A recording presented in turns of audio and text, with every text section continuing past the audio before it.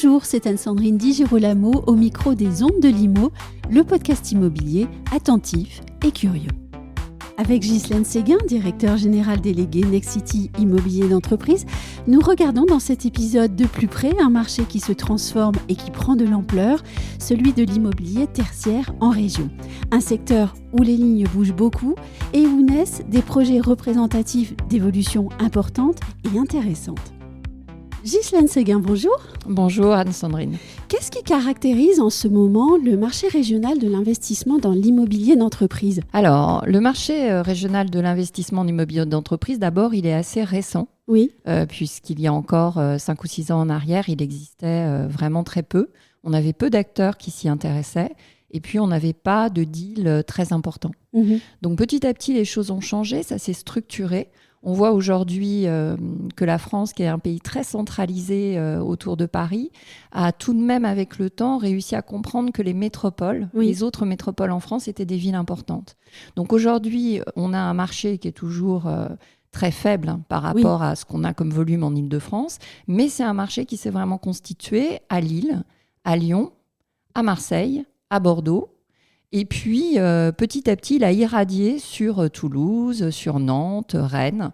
Et donc, il y a un vrai intérêt des investisseurs nationaux, qui jusqu'à présent n'investissaient vraiment qu'en Île-de-France, à venir et à trouver des projets sur lesquels ils peuvent acheter des actifs en région. En fait, c'est le développement économique des régions qui accompagne le développement de ce type d'actifs, ou c'est l'inverse ? Ça va ensemble, en fait. Alors, en fait, c'est que je pense qu'en région, d'abord, il y a eu des efforts très importants de certains maires pour faire rayonner leur ville, et notamment, je pense au maire de Lyon, Gérard Collomb, qui a fait un travail énorme pour que Lyon prenne sa place au titre des villes européennes, puisqu'en fait, on s'aperçoit qu'en France, pendant longtemps, les villes en dehors de Paris, elles avaient peu d'existence. Alors que dans des pays comme l'Allemagne, c'est totalement différent, parce que l'histoire n'est pas la même, la politique n'est pas la même. Donc, on avait déjà des métropoles. Et donc, il y a eu un travail très important fait. Alors, notamment, on peut citer Gérard Collomb, on peut aussi citer Martine Aubry, on peut citer Alain Juppé, qui était le maire de Bordeaux. Et je pense que ces 3 personnalités ont fait un travail très important qui a permis à nos métropoles de se positionner aussi sur le devant de la scène et d'être reconnues à l'étranger. Puisqu'il y a peut-être 15 ans, jamais on n'aurait imaginé qu'un investisseur étranger viendrait investir à Marseille. Et on a vu ce phénomène se produire.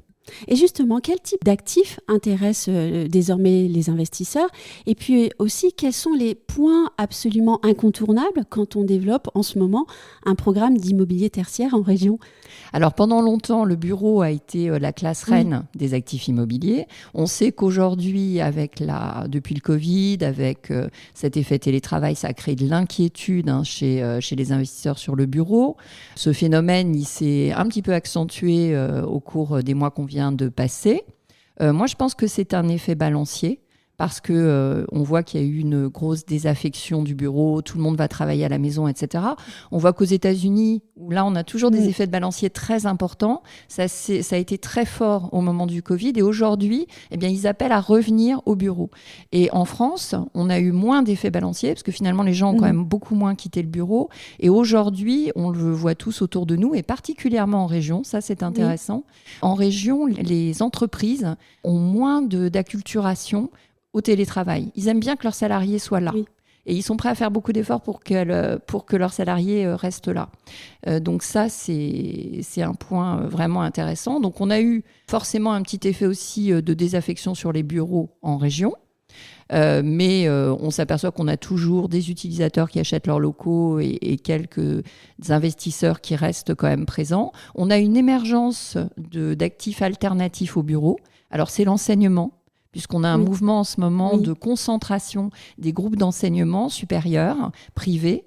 Et donc, eux, ils animent le marché. Donc, ils se positionnent souvent, parfois en tant que locataires, parfois en tant qu'acquéreurs eux-mêmes. Et donc, ils prennent des surfaces assez importantes dans les centres-villes, puisqu'ils veulent être proches des transports en commun, etc. On a l'hôtellerie, qui post-Covid fait un retour très important sur le marché. On voit le nombre de touristes qu'on a à Paris en ce moment, il y en a partout. Donc dans les villes de région aussi. Et ça, c'est un actif qui est très bien perçu par les investisseurs. Il y a également tous les actifs de santé Oui. Ça, c'est vraiment un produit qui les attire parce que... alors moi, j'explique aussi ça par un effet post-Covid, puisque c'est vrai qu'à ce moment-là, on a vu l'importance de la recherche médicale, etc. On a vraiment commencé à parler de life science. Et depuis, les investisseurs ont constitué des fonds avec le thème de la santé. Et puis, on a toujours l'activité. Donc l'activité, c'est des actifs qui sont équipés bien plus simplement que le bureau, avec souvent la possibilité de faire entrer des petits véhicules. Et c'est des activités avec un peu de production. Donc ça a beaucoup de succès aussi. Et puis la logistique. Le seul problème de la logistique étant qu'aujourd'hui, on a du mal à en produire parce que ça consomme beaucoup de terrain et qu'on est dans une phase de notre développement où on s'oriente plutôt pour un minimum d'artificialisation des sols. Alors en ce moment, on parle beaucoup de certains mots-clés. Je pense à la mixité d'usage, à l'éco-responsabilité, aussi au programme qui doit être un acteur du développement économique d'une ville ou d'une région. Est-ce que tous ces critères-là sont désormais incontournables et je dirais de toute façon fédérateurs d'un projet? Alors, de toute façon, la mixité, c'est effectivement de plus en plus demandé par les villes. Et honnêtement, moi, je suis convaincue de la mixité depuis des années. Parce que ce qu'il y a de pire dans une ville, c'est d'avoir des quartiers où il n'y a que des bureaux, où le soir, ça devient complètement désert, et puis des quartiers où il n'y a que de l'habitation, et du coup, on n'a pas du tout d'animation pendant la journée. Donc la mixité, tout le monde aujourd'hui s'est rendu compte qu'il ne fallait pas y échapper si on voulait une ville équilibrée. En plus, il y a cette théorie de la ville du quart d'heure qui encourage beaucoup à revenir à des quartiers où on a toutes les activités. Donc ça, effectivement, c'est vraiment un point que les investisseurs regardent. Aujourd'hui, ils aiment avoir des actifs, alors peut-être un actif qui soit un usage, mais dans un quartier qui est équilibré.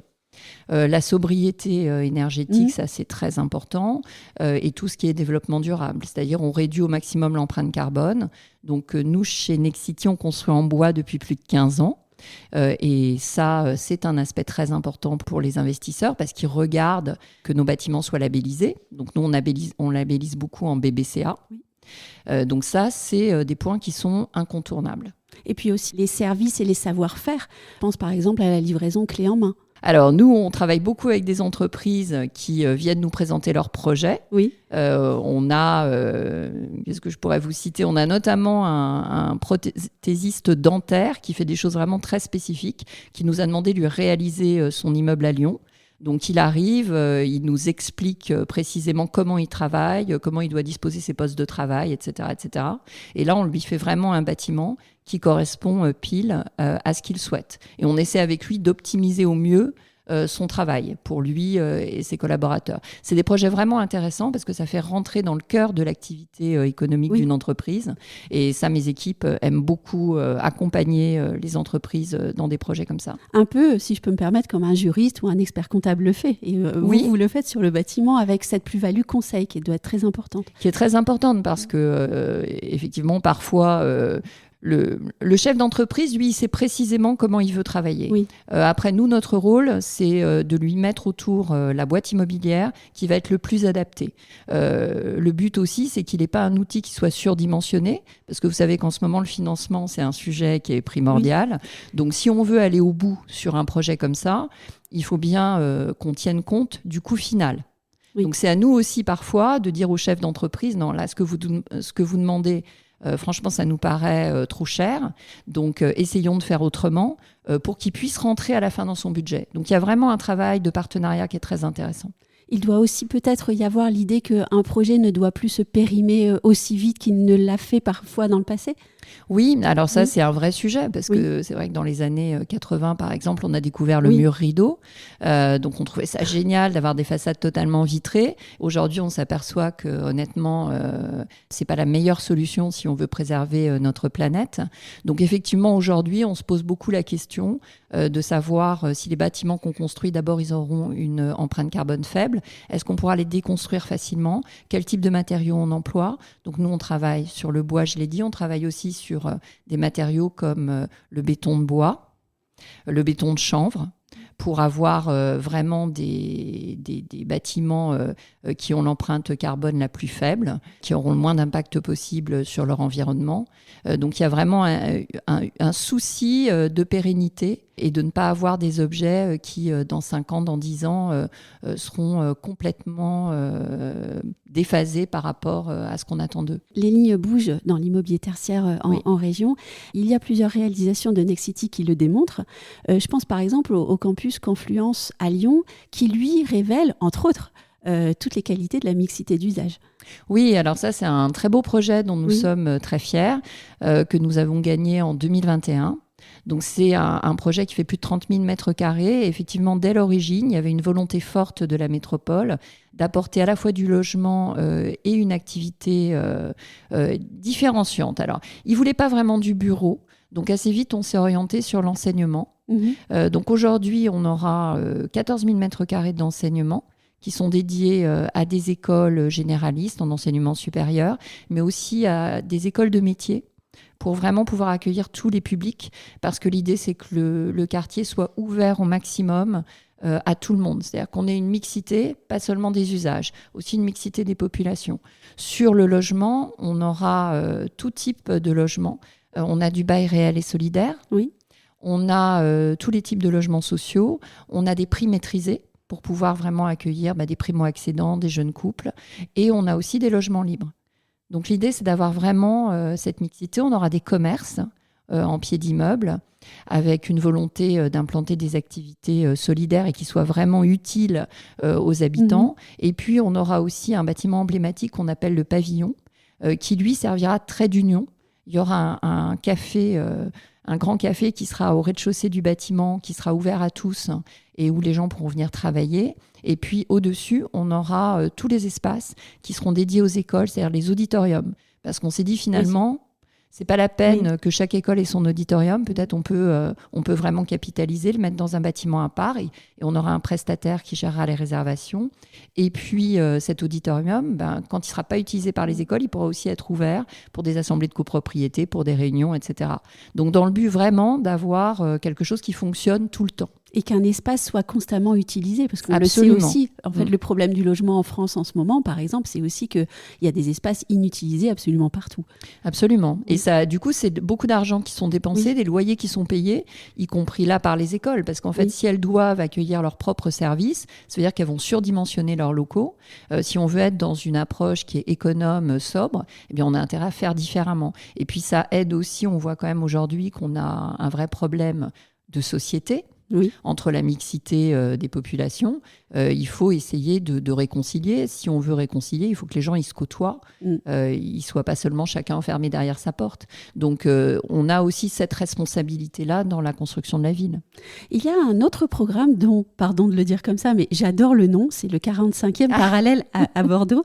Je trouve qu'il y a dans le nom de ce programme la recette de son succès en fait.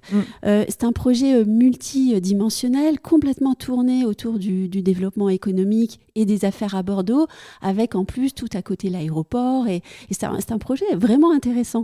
Alors ça, c'est un projet qu'on adore. Ça fait très longtemps qu'on travaille dessus, parce qu'honnêtement, il a été aussi difficile à mettre en œuvre. On est sur des terrains qui appartiennent à l'aéroport, donc on a une autorisation d'occupation.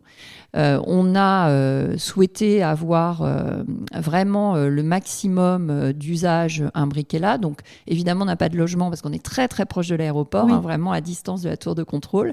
Mais on a réalisé un hôtel qu'on a monté avec un acquéreur exploitant, le groupe Naos. Donc c'est un hôtel de presque 200 chambres, un Sheraton. Donc un bâtiment magnifique qui a réalisé à côté son centre de congrès. Donc on a un équipement qui n'était pas présent à Mérignac. Mérignac, il faut savoir que depuis longtemps, c'est une zone tertiaire qui est extrêmement active à Bordeaux. Et l'intérêt aussi de Mérignac, c'est qu'on a des loyers qui sont presque 20% en dessous de ce qu'on trouve au centre de Bordeaux. Donc les entreprises ont vraiment un intérêt à être positionnées là. C'est particulièrement tourné sur le secteur de l'aéronautique, de l'industrie, mais aussi beaucoup d'implantations bancaires. Donc on a aussi un tissu économique intéressant. Et dès que cet hôtel a été livré, donc c'était en début d'année, eh bien, on a tout de suite accueilli beaucoup de séminaires d'entreprises. On a une grande marque automobile qui a réservé le centre de congrès pendant une période de 2 ou 3 mois. Et ils font constamment des formations. Et du coup, ils réservent des chambres dans l'hôtel. Et la brasserie est très fréquentée. Et nous, à côté, on a déjà livré un immeuble de bureau dans lequel, au pied, on a mis une saladerie. Donc, ça permet d'avoir une alternative à la brasserie du restaurant. Et au-dessus, l'immeuble est déjà complètement occupé avec un coworker qui a pris des niveaux. Notamment, il a loué à Air France en bureau opéré. Et puis, on a des entreprises, une entreprise d'assurance et une petite entreprise d'aéronautique qui sont venues compléter.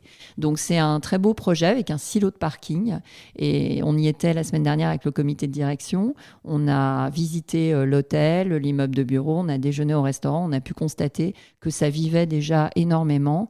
Et autant l'aéroport que la ville de Mérignac n'a qu'une envie, c'est qu'on continue à développer. Parce qu'on a encore plusieurs immeubles de bureaux à lancer.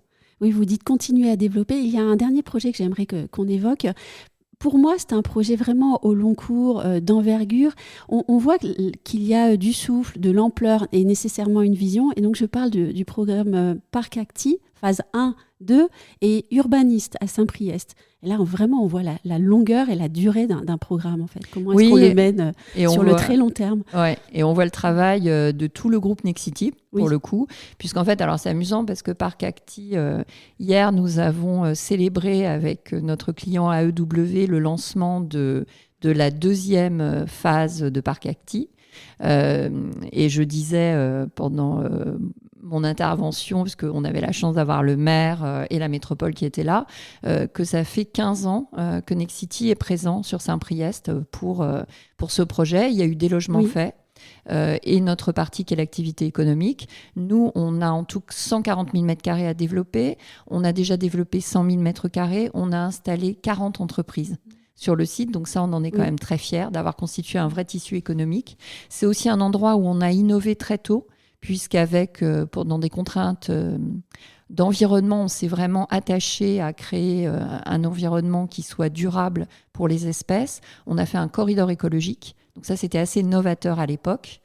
Et c'est notre aménageur interne, Villes et Projets, qui a travaillé sur tout ce plan masse, en fait. Et aujourd'hui, on continue à innover, puisque l'année dernière, on a décidé d'importer un concept d'immeuble en bois qu'on développait déjà à Lille. On a lancé le premier immeuble en blanc. On a un investisseur qui, de voir le chantier avancer, il a été tellement séduit qu'il a acheté l'immeuble, qui aujourd'hui est déjà loué à peu près à la moitié du bâtiment à une entreprise.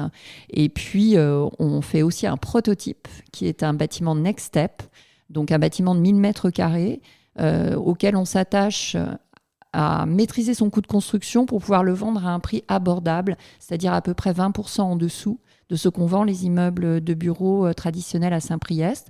Donc c'est un petit projet de 1000 m² construit en ossature bois et en béton de chanvre. Et ça, on est fiers parce que c'est un produit qu'on a développé en interne. On a fait l'innovation pour arriver à le construire. On lance les travaux en septembre. Et Nexity prend le risque de lancer cet immeuble en blanc. Voilà. J'ai une toute dernière question. En quelques mots, pour vous, où se trouve, selon vous, le futur de l'investissement tertiaire ? Je pense qu'il y aura évidemment toujours de magnifiques projets en Île-de-France, mais je pense qu'en région, il y a encore beaucoup de territoires à conquérir.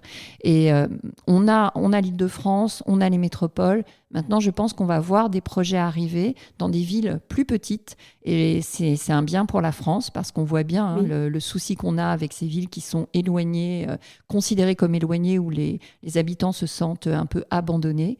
Donc, moi, je crois vraiment qu'on va voir arriver des projets dans des villes secondaires. J'ai déjà des investisseurs avec lesquels je travaille qui me disent maintenant, regardez des projets à Angers, à Angoulême. On a fait un immeuble de bureau à Angoulême il y a quelques années qui a très bien marché. On voit Dijon qui revient aussi pas mal sur le devant de la scène. Donc vraiment, je pense qu'il est là l'avenir tertiaire, d'avoir une implantation qui soit beaucoup plus importante sur le territoire. Un grand merci Ghislaine Seguin. Merci à vous Anne-Sandrine.